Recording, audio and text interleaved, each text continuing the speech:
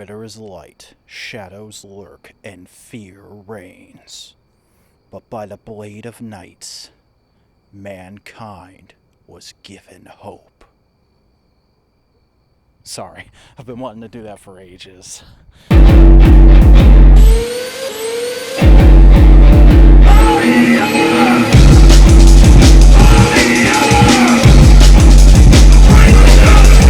Hey, what's going on? I'm the Vacuuminator, a guy who drives out to an alley nearby where he works on a Saturday to record a stupid YouTube video to entertain people and talk about a Japanese show he really likes. So, if that's the kind of thing you're into, maybe show your support by doing the YouTube algorithm things, like, comment, subscribe, ring the bell, all that stuff. I'll tell you a little more later, but for right now, I really want to get right into this one because I am just all kinds of juiced up to talk about GARO for reasons we'll get into in a little bit, but primarily I should tell you what the heck it is, just in case you're clicking on this just because you're a fan of my videos or you're curious about it after hearing about it somewhere else. GARO is a Tokusatsu franchise that began in 2005 and is the brainchild of Keita Amamiya, somebody who you're probably at least a little bit familiar with if you've been watching my channel for a good while. He did Kamen Rider Zeto and J. He was one of the major creative forces behind Chojin Sentai Jetman and several other late 80s, early 90s Super Sentai. Guy knows his way around the Toei Tokusatsu offices, and I think it's because of that work that he was able to get the clout to start his own franchise for the TV Tokyo Corporation, which is very unlike many other Tokusatsu franchise. I mean, for one thing, it's way newer. Most of them have their roots in the 60s and the 70s, whereas GARO didn't begin until just this century, and it's also very untoyetic. GARO doesn't even get merchandise all that often because it is meant to be a much more mature show intended for a much older audience than Kamen Rider and Super Sentai market themselves to. I believe the original series was even marketed as a new brand of late night tokusatsu TV for adults or something like that in Japan. And that is where the appeal of GARO really lies, especially if you're a long-term Tokusatsu fan in my age group or older who's looking for something a bit harder than what we tend to get with the normal superhero time fodder. GARO is a series that I think really speaks to everyone's inner 14-year-old boy, because think about it. It's a franchise about the continuing adventures of a secret society of magic users called the Makai, who run around at night in these big, complicated leather outfits, or occasionally also extremely ornate wolf armor, fighting demons with swords.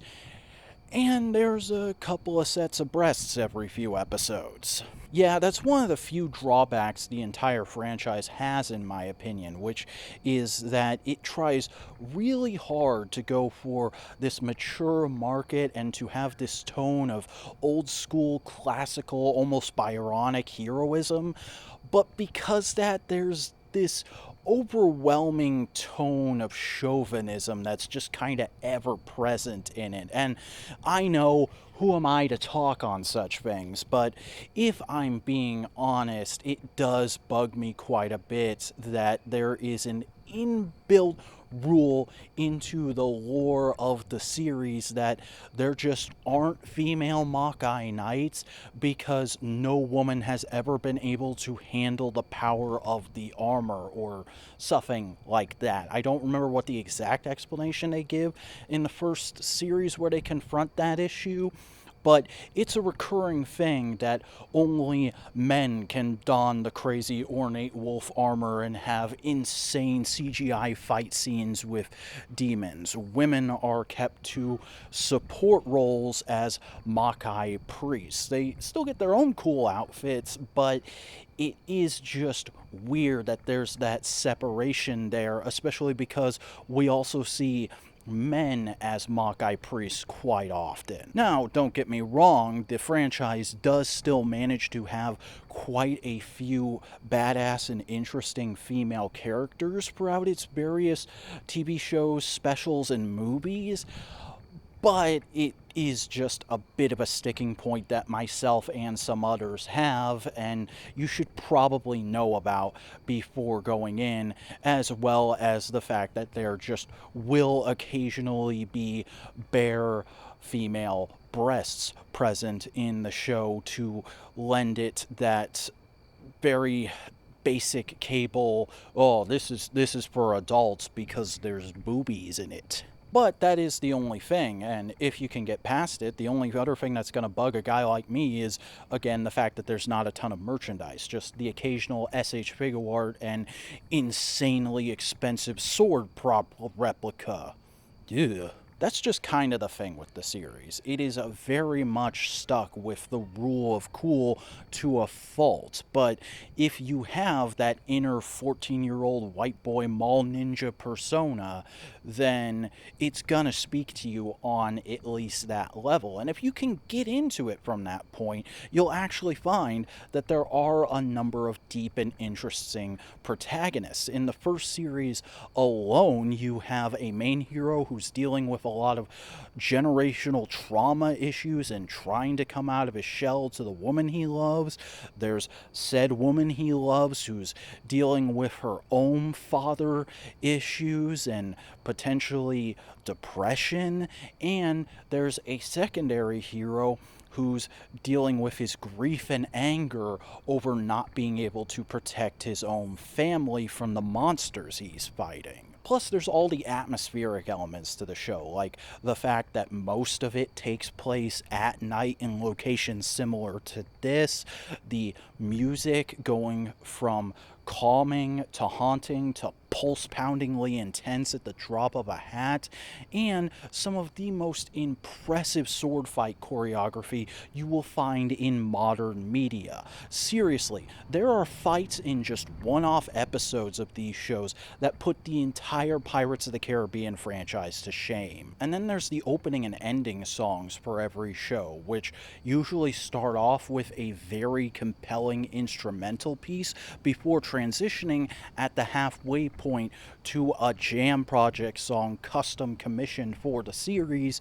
And if you know anything about jam project, you know that's going to be awesome no matter what. So as you can see, there's a lot of reasons to get interested in the GARO franchise beyond its initial attractive aesthetic flares. There's intricate lore, there's deep and interesting characters, and there's just a lot of fun visual candy to take in.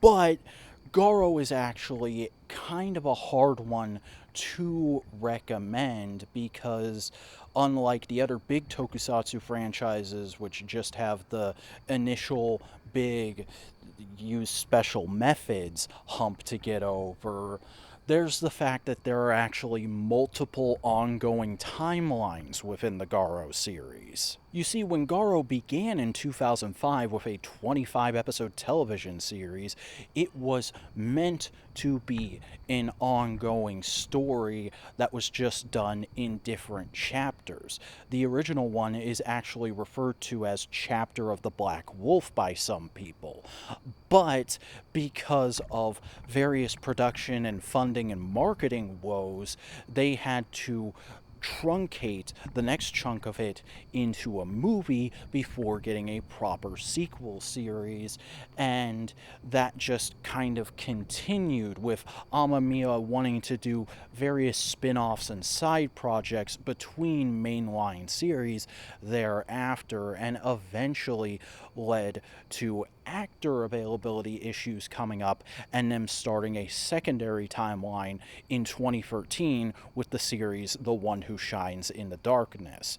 And that is where the franchise kind of diverges mainly. There are two timelines, the Koga timeline that began in 2005 and the Ryuga timeline that began in 2013 and is actually going to get a continuation very soon. Just this week, as of me recording this, the GARO project announced on Twitter that 2024 will feature the first new GARO series in 5 years, which will be a continuation of the Ryuga timeline and called The One Who Inherits Steel. We don't know much about releasing beyond that, but you're kind of gonna want to watch at least one or two things featuring Ryuga before jumping right into that next year.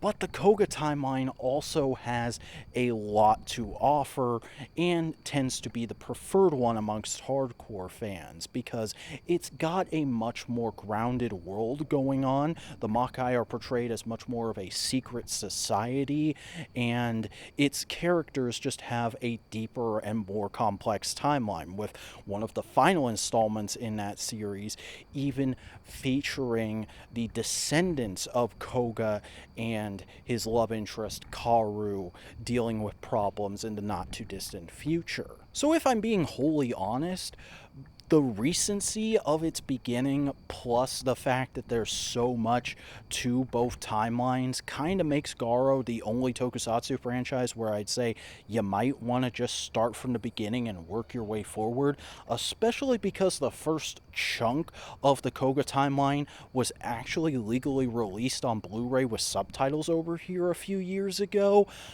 But those Blu-rays are out of print, but they're also not that expensive on the secondary market as of this recording, and some of the initial episodes of those shows are available on the official GARO Project YouTube channel, and there's also the special methods that I always love to hint at, so I don't know. It's kind of up to you whether or not you want to do that or just jump straight into Ryuga's timeline.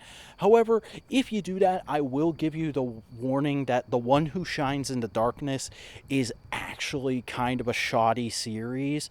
I like Ryuga and Rain, his love interest, as characters, but a lot of the story in that series is hard to follow and just kind of not great. The main thing to watch that series for, in my opinion, is to get Ryuga's backstory and also see Junya Ikada, aka Gokai freaking Silver, play a Makai Knight. So if you care about quality but also want to get caught up with the Ryuga timeline, maybe just watch a selection of episodes from The One Who Shines in the Darkness and then skip straight to Ryuga's second series, Gold Storm Show, which was actually the first GARO series I saw. I just jumped on it when it was getting subbed as it was being released back in the day and had a heck of a fun time because it's a pretty solid series that gives you a good enough idea of the characters that you don't have to know everything that happens in The One that Shines in the Darkness to get into it.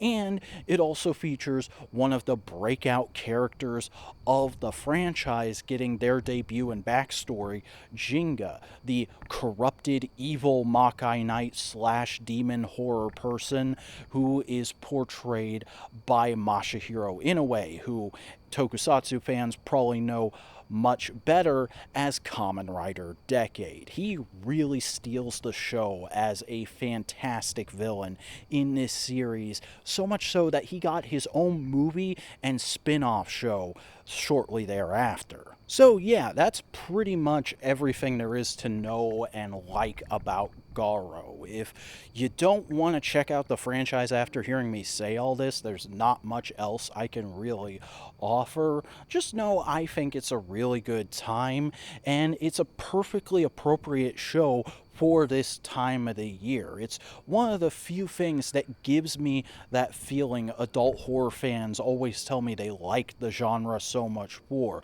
of watching this night set, creepy, sort of crawly, badass thing that you get the feeling if your parents walked in on you watching, they'd have a few questions about. It really does appeal to that sense of watching something you know is just a little on the fringe, but is still solid enough that you don't feel like a total weirdo or creepoid. So as always, thanks for watching the video. If you liked it, don't forget to do the YouTube things of liking, commenting, and subscribing.